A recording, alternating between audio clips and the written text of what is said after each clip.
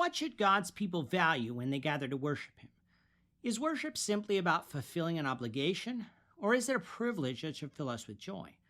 Psalm 122 seeks to answer that as it records the excitement of arriving in Jerusalem, the city where God had chosen to place His name under the Old Testament.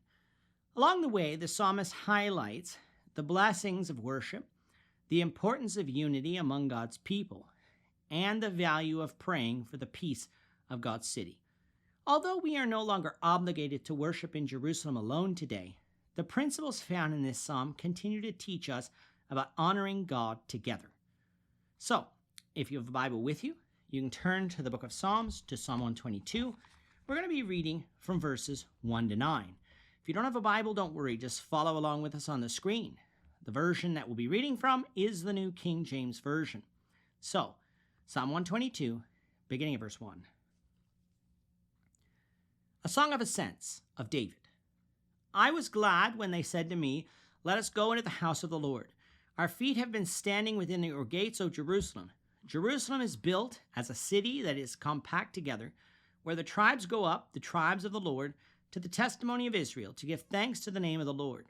For thrones are set there for judgment, the thrones of the house of David. Pray for the peace of Jerusalem. May they prosper who love you. Peace be within your walls, prosperity within your palaces. For the sake of my brethren and companions, I will now say, peace be within you. Because of the house of the Lord our God, I will seek your good." Psalm 122 is a third of the Songs of Ascents, and it is identified in its title as of David. Unlike the previous two psalms, this one names David as the psalmist. And whereas Psalm 120 focused on living among people who opposed peace, and Psalm 121 emphasized the Lord's protection during the journey, Psalm 122 celebrates arriving at the destination. The psalm is filled with joy, gratitude, and a desire for the well-being of God's people. Beginning in verses 1 and 2, the psalmist describes his joyful response when invited to go to the house of the Lord. Rather than viewing the journey as a burden, he welcomes the opportunity to worship God. Now that the travelers have reached Jerusalem, they are standing within its gates. After the effort and anticipation of the journey, the destination has finally been reached. For the Israelites living under the Old Testament, this was a significant moment. God had instructed the men of Israel to appear before him at the appointed feasts in the place he chose. Jerusalem became that central place of worship after the temple was established there. The psalmist's joy is not centered on the city itself, but on the privilege of coming before the Lord in worship. That opening provides an important reminder. Worship is presented as a blessing rather than an inconvenience. The psalmist eagerly accepts the invitation because his focus is on honoring God. Moving on to verses 3 to 5, the psalmist begins describing Jerusalem itself and explains why it held such importance for God's people. He first notes that Jerusalem was built as a city that was compact and united together. The description points to a well-established, orderly city. More importantly, it served as a place where the tribes of Israel came together. Although the nation consisted of 12 tribes spread throughout the land, Jerusalem united them in worship. The psalmist explains that the tribes went there because this was God's instruction for Israel. Their gathering was an act of obedience. They assembled to give thanks to the name of the Lord, recognizing his goodness, faithfulness, and covenant blessings. This reminds us that worship under the Old Testament was always intended to direct attention towards God rather than towards the worshipers themselves. The focus was thanksgiving, praise, and obedience to the Lord. The psalmist also mentions that Jerusalem was the location of the thrones of judgment, specifically the thrones of the house of David. In addition to being Israel's religious center, Jerusalem functioned as the nation's governmental center. Justice was administered there through the king and his appointed officials.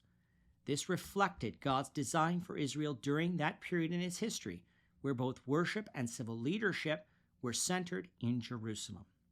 Moving on to verses 6 to 9, the psalmist turns from describing Jerusalem to encouraging prayer for its peace. When he calls upon God's people to pray for the peace of Jerusalem, he is not merely referring to the absence of military conflict. The biblical idea of peace includes well-being, stability, and security. The psalmist desires that the city would enjoy God's continued blessing because it was the place connected with his worship under the law of Moses. He expresses the wish that peace would exist within Jerusalem's walls and prosperity within its palaces. The word prosperity refers to security and well-being rather than simply material wealth. David desires that the city would remain stable because turmoil there would affect the entire nation. In verse 8, he gives two reasons for this prayer.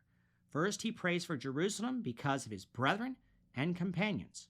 The welfare of the city affected the welfare of God's people who gathered there. His concern is not selfish, but rooted in love for others. Second, in verse 9, he says that he will seek Jerusalem's good because of the house of the Lord his God. Once again, the greatest reason for caring about Jerusalem in it is its connection to God and to God's worship. The temple represented God's dwelling place among his covenant people under the Old Testament.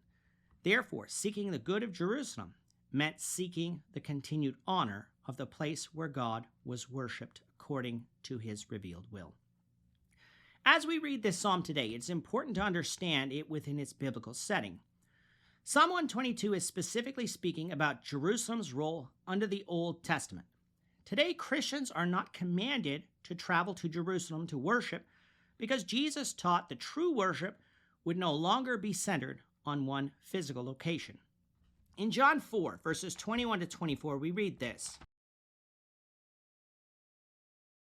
Jesus said to her, "Woman, believe me, the hour is coming when you will neither on this mountain nor in Jerusalem worship the Father.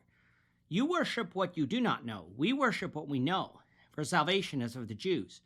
But the hour is coming, and now is, when true worshipers will worship the Father in spirit and in truth. For the Father is seeking such to worship him. God is spirit, and those who worship him must worship him in spirit and in truth."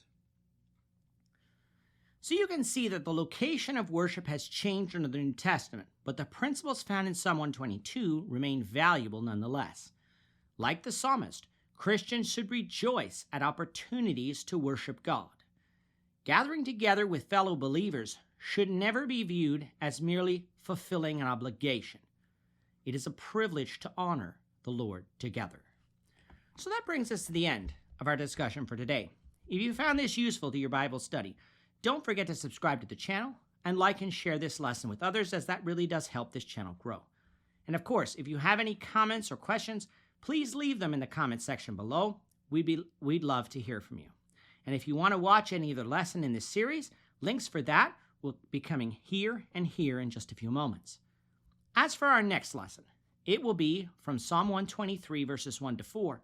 So please do come back for more study from God's Word as we continue our walk through the Bible, one verse at a time.